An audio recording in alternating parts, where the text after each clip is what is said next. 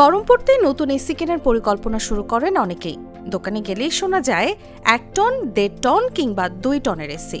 তখন অনেকের মনে প্রশ্ন জাগে, এসি কি সত্যিই এত টন ওজনের? শুনতে অবাক লাগলেও এসির ক্ষেত্রে টন শব্দটি মোটেও যন্ত্রের ওজন বোঝায় না, বরং এটি এসির ঠান্ডা করার ক্ষমতার একটি পরিমাপ। ঘর ঠান্ডা করার এই ধারণার শুরু বহু বছর আগে, যখন আধুনিক এয়ার কন্ডিশন ছিল না।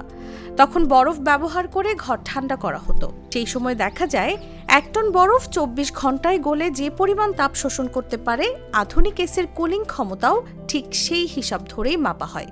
সেখান থেকে এসেছে টন শব্দটি।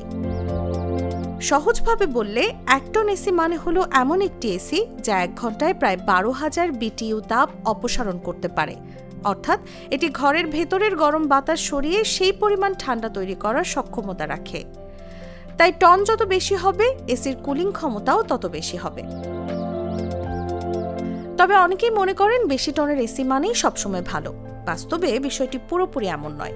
ঘরের আকার, জানালার সংখ্যা, রোদের তাপ এবং ঘরে কত মানুষ থাকেন, এসব কিছুর উপর নির্ভর করে কত টনের এসি প্রয়োজন হবে। সাধারণভাবে ছোট বেডরুমের জন্য 1 টনের এসি যথেষ্ট হতে পারে। মাঝারি আকারের ঘরে 1.5 টন ভালো কাজ করে। আবার বড় ড্রয়িং রুম বা খোলা জায়গার জন্য 2 টনের এসি বেশি উপযোগী। প্রয়োজনের তুলনায় কম টনের এসি নিলে ঘর ঠিকমতো ঠান্ডা হবে না। আবার অতিরিক্ত বড় এসি নিলে অপ্রয়োজনীয় বিদ্যুৎ খরচ বাড়তে পারে। এছাড়া বর্তমানে ইনভার্টার প্রযুক্তির কারণে অনেক এসি প্রয়োজন অনুযায়ী নিজের কুলিং ক্ষমতা কম বেশি করতে পারে। ফলে সঠিক টন নির্বাচন করলে শুধু আরামই নয়, বিদ্যুৎ বিলও অনেকটা নিয়ন্ত্রণে রাখা সম্ভব। নিউজ ডেস্ক, জাগো নিউজ।